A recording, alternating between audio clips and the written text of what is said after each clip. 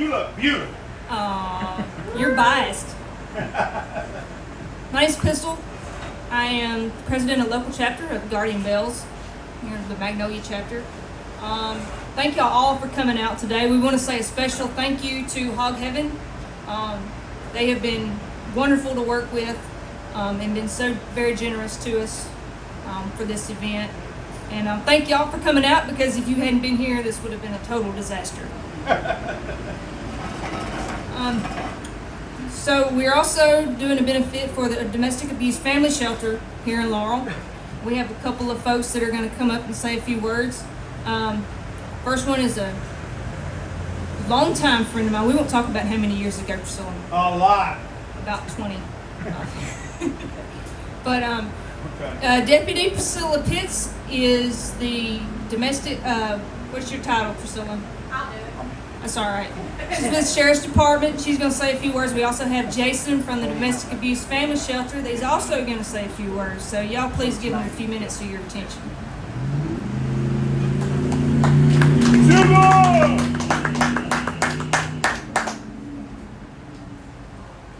Afternoon, y'all. Like she said, my name's Priscilla Pitts. I'm a deputy at the Jones County Sheriff's Department, and I also serve as one of our victims advocates. One of the crime types I work specifically with is domestic violence. Not only is purple my favorite color, next month, October, is Domestic Violence Awareness Month, the color for which is purple. A lot of times you see pink for breast cancer awareness, which is also in October, but it's also purple for domestic violence. If you didn't see my car, no offense, you may want to get your eyes checked, but we released it at the end of last October to coincide with Domestic Violence Awareness Month, and it represents all of the crime types that I assist victims of: sexual assault, stalking, child abuse, and domestic violence, which is why we're here. I can't say enough good things about the Domestic Abuse Family Shelter. Jason Niblett's going to tell you more specifically about the agency. Kind of odd, my mom was the director when I was growing up. So I will say I grew up around domestic violence, but fortunately not in the sense of a lot of people that I work with. I went to speaking engagements with her, learned statistics, learned signs, learned resources that are out there, and the shelter being a big one. I refer victims to them for several things that they offer several times a week. And so again, thank y'all for being here. Thank you for contributing to this agency, because if they weren't here, I wouldn't have a resource to send the victims that I work with to. So thank you. Y'all enjoy your day, and Jason's going to tell you more specifically about that agency.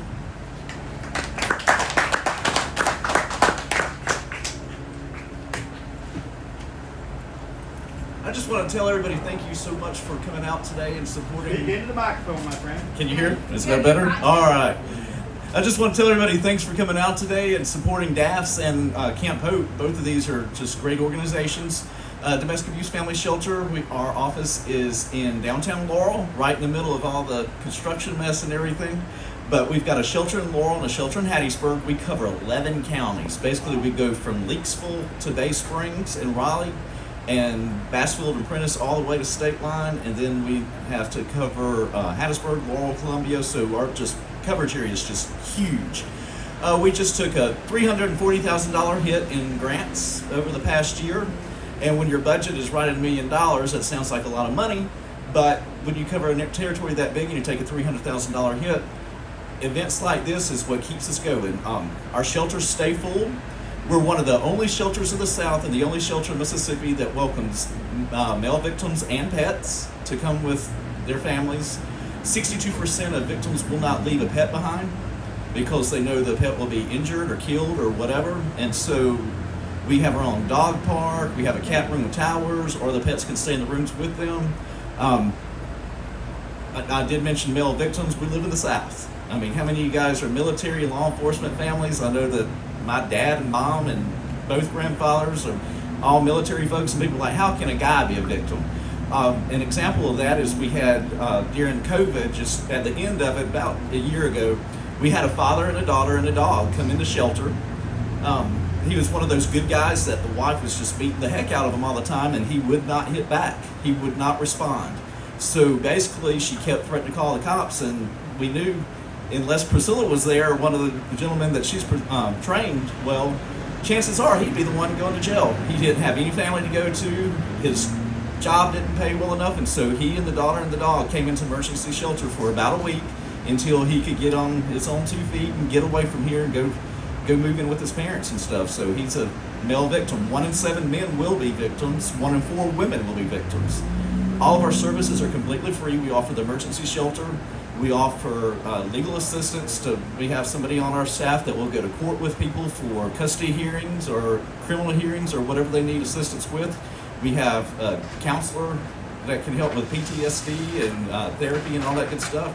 We have a teacher on staff that can help with tutoring children so when they come in the shelter, we can either integrate them into the local school districts where the shelters are located, or we have the teacher that can keep them up on their lessons. We buy tons of school uniforms this time of year, school supplies, and we're getting ready for Christmas. And so we always have about 60 or 70 kids that we're buying Christmas for. And I wish you guys could see the shelters are in secret locations, obviously for safety reasons, but that's one of my favorite things to see at Christmas time is we have just tons of little artificial Christmas trees just scattered around the shelter. And on Christmas morning, the kids get to go up and go to their family's tree, and Santa Claus has come to all those different locations. So this time of year, donations like this helps us to bring Christmas because we're already having to shop and all that good stuff. If anybody has any questions, the purple tablecloth, like Priscilla mentioned, is purple domestic violence color awareness. And so I've got some brochures and some crisis cards. You may never need us, but you never know when you run into somebody who does. That's right. One of our issues right now that we're dealing with is human trafficking. And you guys, and what your hobby is, my dad rides Harleys, and he had an instance a few weeks ago to where he was able to help a lady that was a victim of human trafficking. And you guys are in an excellent position to see that kind of stuff going on. So be sure you take my cards, and we can help. Even if it's not in our 11 county territory, we can connect you with somebody that can. Thank you. Thank you.